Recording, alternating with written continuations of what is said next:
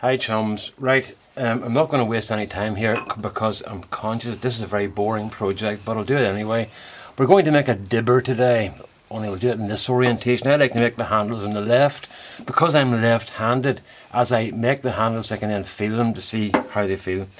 This is about the 57th iteration of the dibbers that I've been making. I don't know how I ended up with, well, I do know this is the one I like, but I made a lot before I ended up with this shape. Just some measurements. It's about overall length about 14 inches long. What do I see? Yeah, 14 inches long. The handle's about 5 inches and the blade part is about 8. So I started making that about 9 because I marked the blade with lines for every 2 inches or 5 centimeters, which is a handy sort of dimension for anybody doing either metric or imperial. The 2 inches 5 centimeters, basically the same thing, so it works out right. So we've got a piece of yew here. Yew cuts very nicely in the sense that it's lovely when it's finished. Now the problem with branchwood is it's always like a banana. Okay, so how do you get it straight? Right, well I'll show you now what I do. I've got a stab centre on this end. If you haven't got a stab centre, something's well worth saving up for. It's a very versatile drive and allows you to move work about without compromising the safety and the grip. So I've got this set up as I want it. So I'll run it now and let you see where it's sitting now. I'll leave this yellow behind. Right, I'm just looking up there to see if I can see. Right, you can see the ghost along there. The ghost is what I'm going to cut off. And then the solid piece underneath is what I'm going to be left with. So that lets me see it. I've got plenty of meat there to make this dibber because, as you can see, the dibber is a lot thinner than the piece of wood. Now I'm going to show you what happens if you don't centre this properly and why it's useful to have the stab centre, but I'm going to do it this end because I've had a lot of difficulty finding the best position up at this end. So I'll do it down here and move this to the other side.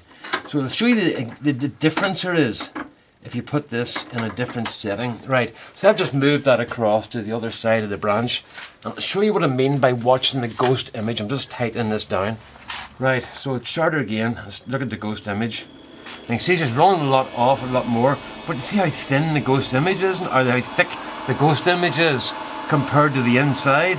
And if I were to cut this now, all I'd be left with is that skinny bit you can see in the centre, because I would remove all the ghosting part. So whenever you're setting these up, run the machine and have a look to see how much of solid wood can you see inside, and that'll tell you how much you're going to have left when you finish. I'm going to put this back to where it was and let you see again the difference that there is in the two positions. I'm just going to tighten this down properly now because I want to work on this. Right, that's us. Right, and there we are. You can see again now how much more beef there is in the middle. Okay, so I turn the lid off. I just take this away. I want to put that in so you can see. The steel brays are not very good. I tend to work from right to left, so that's just the way it is. And make sure your tool rest is clearing. The problem with branchwood is you get wee tiny bits sticking out and stuff. Now I've had this through the bandsaw and I've taken wee bits off, but that's it. Right, I'm going to wear these instead because I'll be able to talk. So hopefully this thing won't jump out. I'll tell you what, it's well locked down, I can tell you that for sure. Right, so then we'll run now. Not too fast, just to get the most of it off. And I'm going to be using a roughing gouge, that one there, with it's a 30-degree bevel, very aggressive but very effective.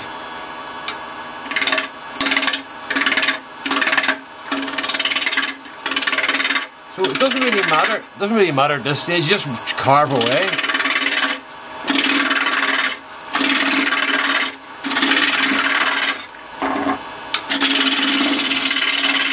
Right, I'm down to solid wood at the end now, but it's far too thick, so I'll just keep working towards that end and reducing it down.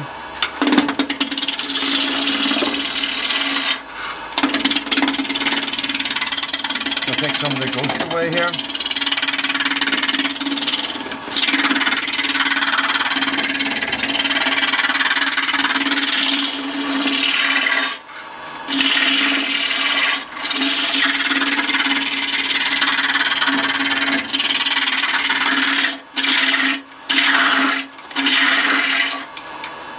I'll be able to turn this up a bit faster in a moment.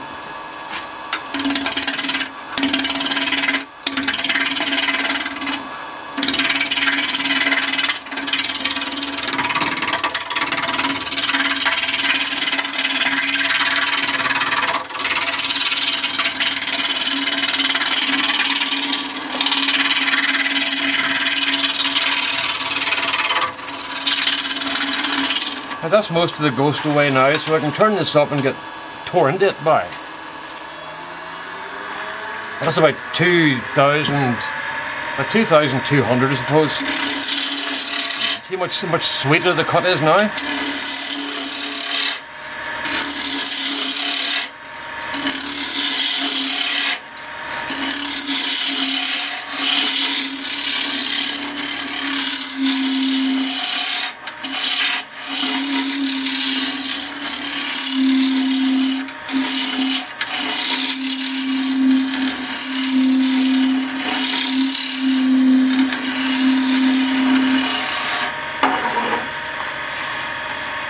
I'm going to leave that bit alone now and just concentrate on this bit here now. You never come in off the end, always go towards the end. That's how you get a grab and a big shot.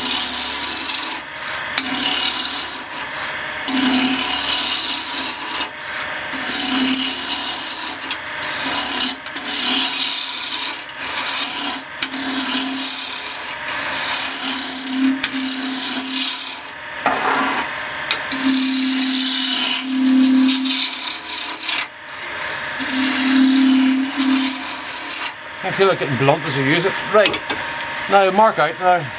Stop. That's fairly smooth. Incidentally guys, no rings, no, okay, that's it. There's some sort of accident happens where your wedding ring or whatever ring it is can get caught on say a chuck and it gets ripped off and it turns the ring into a knife. And that knife just ends up taking all the flesh off your finger, so it's hanging like an empty sock at the end. And my son told me that what happens when you go to a situation like that as a first aider or as a paramedic, the first person there has to pull that off because they can't put it back on and might go get gangrene in it. So it has to be pulled off, so you don't want that to happen, okay? So you end up losing a finger basically, so it's not worth it, you know. So just be careful with the rings, guys. Right, so we're marking out now, so 14 inches, so obviously I've got two different thicknesses here, so I'm going to start from that because that's the bit that's closest in. You can see them overhanging there, so go back to that bit because no, that's where the solid wood is. And I want 14 inches, well there's 14, so I'm going to come to about here, 14 and a half, which will give me half an inch there about to allow me for turning the end in. And then we'll take 5 inches from that, which is going to be there. And then we'll take 9 inches from that, which is down there. And then I always do there's a wee thingy bobber goes in there, just as a wee feature. So that's what we are. That's where we are. So that's us. We're laughing now. 9 inches, right? We'll be okay at that. Now, setting out the rest of it now. We want to copy that. So we get our calipers, and the first measurement is going to be the end here, which just happens to be the one that's set. So we know we're going at that point there. So just turn on the lathe, make a wee mark, and then parting tool, then you can see it alright, and then just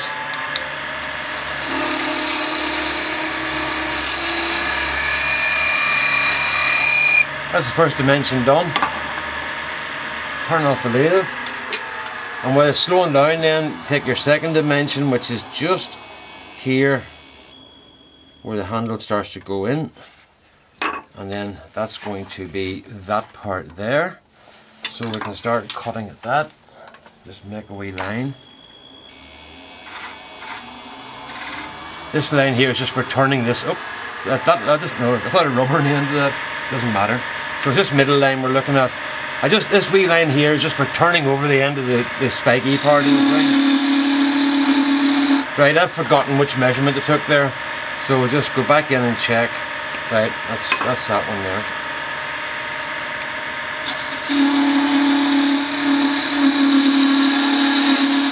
Right, so that's that one done. Turn off the lathe, and then head up to here, and we'll just get our line on that while it's still moving, and that's our end. Now I want to measure that again to be sure. 9 inches to there, right? So I want the thing to go. Right, this is just for my reference later on. I want to come to about here. So that's okay. So we can leave that running and take the measurement off the end of this.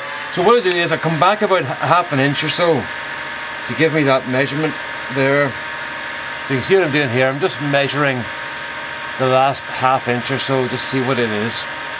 And that will give me where I start tapering in for the pointy bit then, you know. So I'm not getting a very good job of this. Like I said, we're just about 3/4 of an inch, so what I'll do is just move back about 3/4 of an inch to about there, and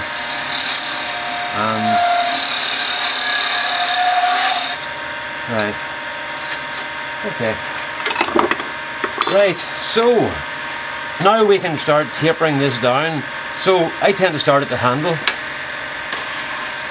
and I go in a bit deeper with the parting tool just to define where that is.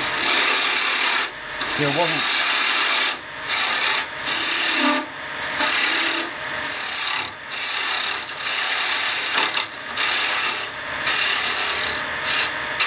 Just take that rubbish away there.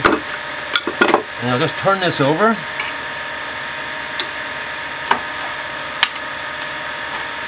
This is a bit too low now.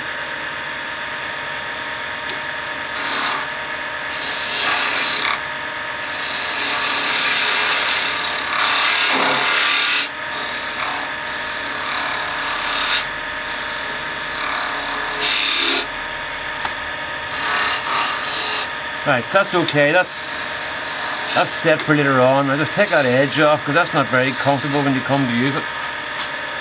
Now, we're going down to this point here, so I'll just carve that down there and leave a wee bit, and then I just blend these two to get from there to there. Oh no, I know what I need to do. I need to take that measurement again.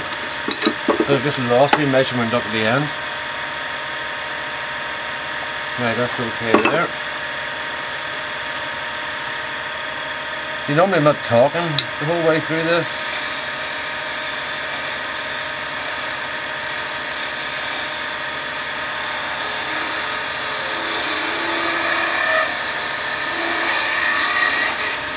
That's okay. So we can take that down to there. Now I know I'm at my end.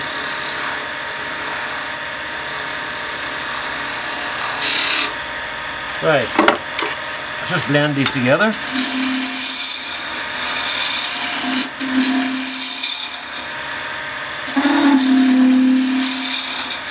That's getting them away a bit, so I can get rid of that.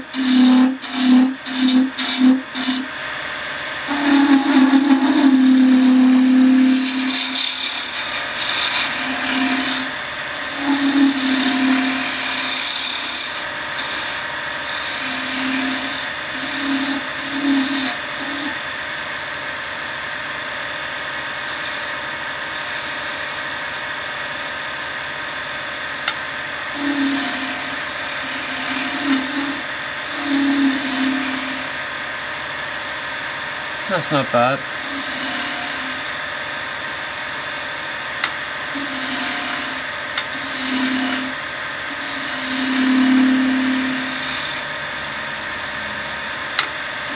Just feel for any little hills there are, and that'll take them out. Just a wee bit at a time, not blending.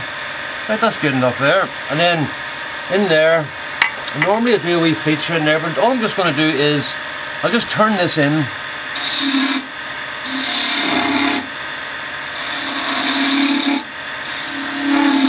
Just a little collar. Right.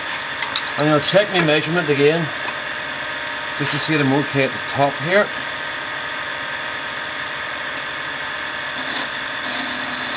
A wee bit. I'll take a wee bit off that. Right. Suppose you're all away making cups of tea and stuff now, are you? Right, that'll do. And then we just blend from here down to here now. So I tend to start at the end and work my way back. We'll revisit this again in a few minutes.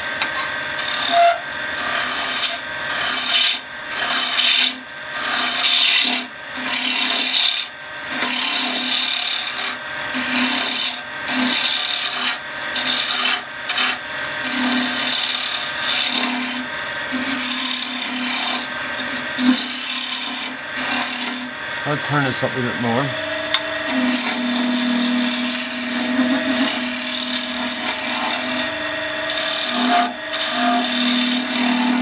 I've got her set at the end now. Don't go against the grain. Well, it doesn't really matter in this situation because I'm going to be sanding this anyway, so I'll do a final good cut with the grain at the end. I'll tell you what, I'll maybe just leave that like that. Well, that looks alright.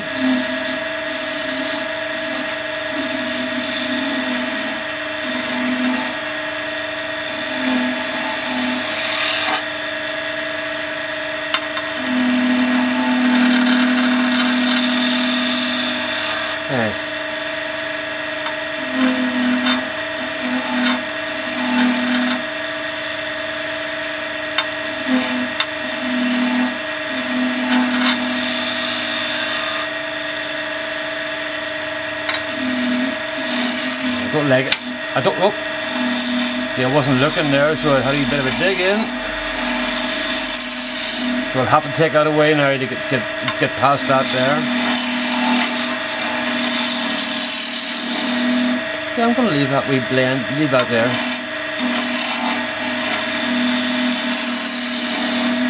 Blend it like that, that's alright. Maybe a bit different from what I normally do.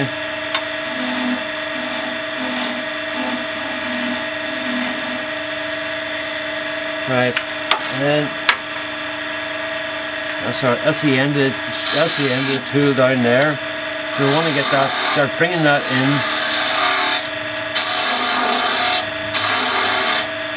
Now we're not going to cut this.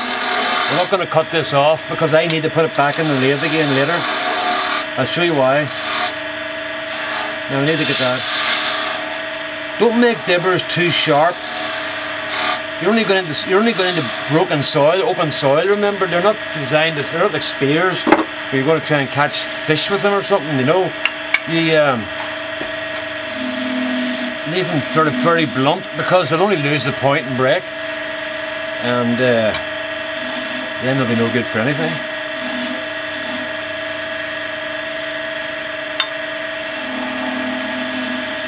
That feels okay there. Right. Now we'll have a look at it now. The sanding is fairly quick in these. I'll show you what to do for that because it doesn't take very long. So, right, there's the beauty of you. You get all this stuff here, and if you hang around for another 5 minutes or so, you'll get to see what it looks like when I put oil on it. Yeah, that seems okay. Right, 80 grit sandpaper first to get to knock back the rough parts.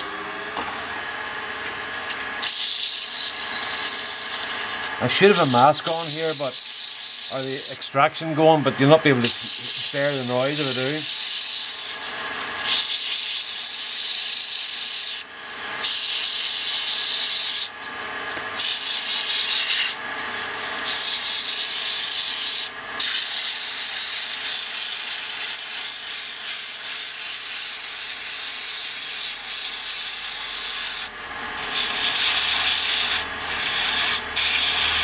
The 80 grit sandpaper cures a lot of sins, you know. So, and don't listen. See the boys who scoff at you about 80 grit sandpaper and all. They use it too. You can be sure. And see if I'm doing something where I'm getting close to the end, and I'm scared of maybe taking that final cut. I'll just sand the thing to where I want it, because there's no point in trying to be a superhero and do the cut and lose the whole lot. And a lot of the experts do that. They sand to where they want to get. If you've invested a lot of work in something, you don't want to lose that work because you've maybe had a mistake when you cut. That used sanding lovely because it's very dry. But what I'll do is when I oil it, that'll make it it'll soak in the oil lovely. It'll keep it for a long time. I just do my wee feature here. I don't normally do. I normally just do that wee thing, just as a wee split. But I don't do a whole lot to it because the thing with these is you want to keep them simple so they can be easy cleaned. You don't want to make a whole lot of fussiness on them. And then people have to spend 20 minutes trying to hook wee bits of dirt out of them.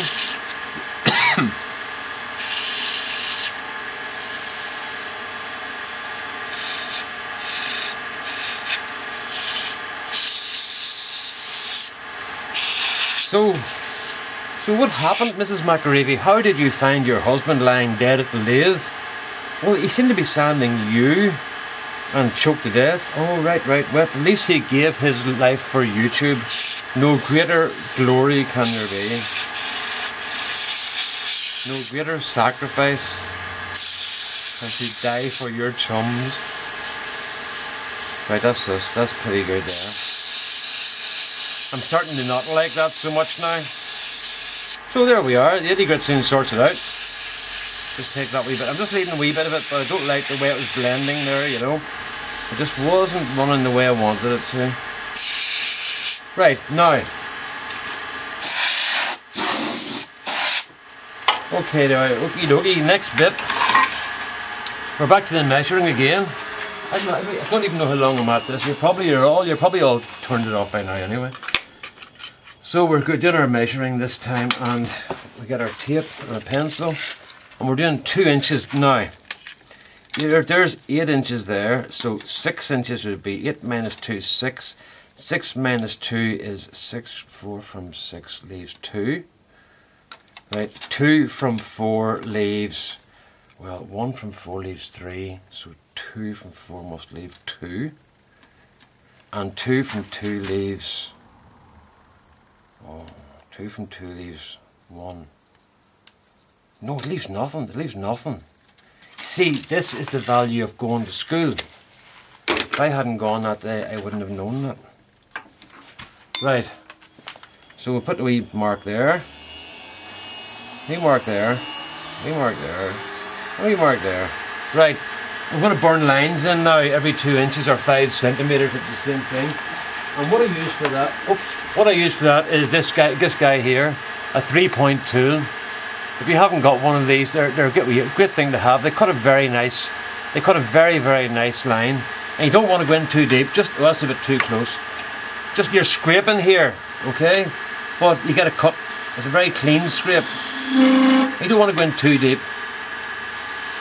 But if you scrape, if you do go in, when you go in, it means that the thing will keep that measurement forever, and it'll be lost a long time before it's ever borne out, I can tell you that. And then you always takes burning well, so we'll ramp up the heat, the speed a bit, and get our burning. And there's where our burner is. A little bit of Formica. That's the stuff they put on my kitchen worktops when we got the kitchen rebuilt there. So I got a whole big roll of that stuff there. So in you go. And you get a really efficient burn. But the main thing about it is you don't get embers from it. My mate Michael was burning with a wire, and he came out to the shed the next day, and he couldn't understand what the black oily thing was under the lathe, because there's no oil in the lathe. And then he realised it was smouldering embers, which had been smouldering all night, and were just waiting for a wee gust of air to light them up. So he was very lucky he didn't lose a whole lot. So be very careful when you're burning, because you could end up putting embers down on the floor. So there we are. That's it burnt in, nice and tight. That'll not come out again, I can tell you that. Right. So then, stop. And just while it's stopping, just take the top off that, and then what I do now is I just give it a wee, just go over the handle and go 80 grit this way, just with the grain, just take any lines out of it. Now I'm not going to sand the whole way to like 500 or 600 or 1000 here. 120 is plenty for a tool, because that's all it is a tool. And okay, I could finish this to like what, 12,000, like a Korean pen or an acrylic pen. And then whoever got it, they just put their hand on it and just slide down to the bottom. So that's a bit pointless, you know. I always take the old dust off before I start a new grit, just in case, you know. 120, and then that'll be us done. And then one wee step to go after that. Turn her down a bit. Turn your lathe down when you're sanding, because you get a far better cut when the paper is able to cut. If the paper's skipping over the wood, it doesn't cut at all, you know. It doesn't. If you get your sanding done right, it doesn't take very long to do it, you know. That's nearly done now. One wee bit there I'm not happy about. That's it now. And then in here,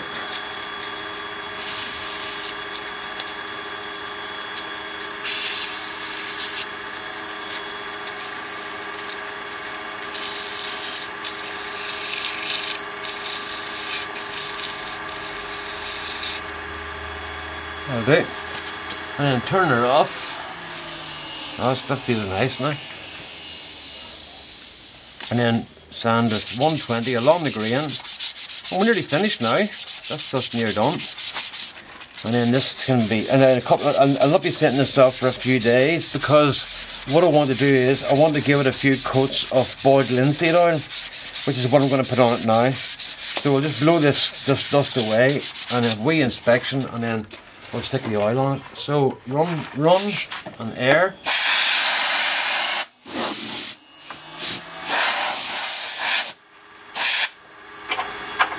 Right, inspect it.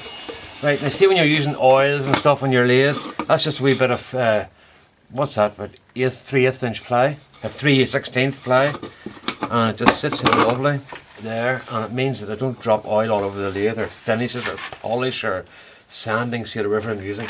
So, first of all, inspect your work, get your glasses off. Right. We're okay there. I'm not happy there now. I'm not happy with that wee bit there, just.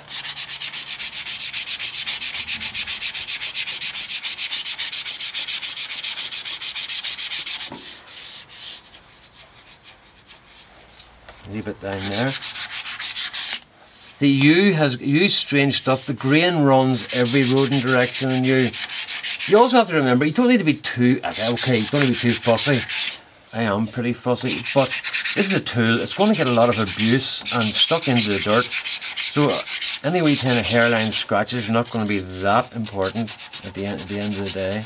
But I just want to get them out. You know, when you hand a thing to somebody, you want to make sure it looks as nice as you can, you know. I'm just going to give this another wee run here and just take that off it because I'm not happy.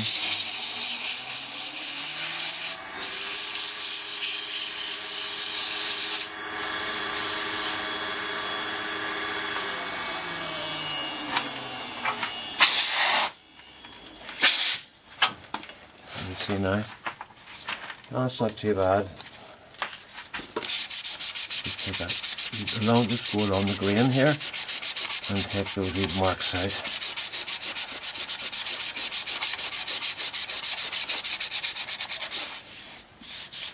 Right, now next thing is boiled linseed oil, and this is a great finish for tools. Because it stops things, it keeps them alive for a long time. You've got old spades and stuff like that. In the olden days, this was the only finish that used on most tools anyway, you know, and especially gardening tools. And I remember my father putting this on buck rakes and hoes and everything, you know, all around the farm. He'd put linseed oil on any of the machines and stuff with ploughs and things, you know, just to keep them in good nick. And I'm not happy with that because there's a couple of wee lines just showing up here. So what I'll do is I'll let that dry in, and then I'll give it another wee sand, and that'll lift the grain. This will lift the grain a wee bit. But you can see now, it looks lovely, doesn't it? Now that's soaking in a brave bit of oil here. The next problem is, how do you turn the camera off when you've got oil all over your hand? So there we are. That's it, folks. One dibber, and I'll be heading off. I'm not going to, can't say where to or who for or even give genders or anything because the person who is for might be watching this, you know. And I put 2 and 2 together. So there you are, folks. That's how I make a dibber. Alright. As you can see, I can see a couple of marks in here, but I'll give those no. This is why I leave these centres on. So what I'm doing here is, see, I can take that off the lathe now, and I've got my centre at that end, and I know my centre at that end is the one with the black mark on it, and I'll be able to put that back in the lathe and give it another turn, and it'll do the very best, you know. So there you go, folks. One dibber. All the best now. Bye bye.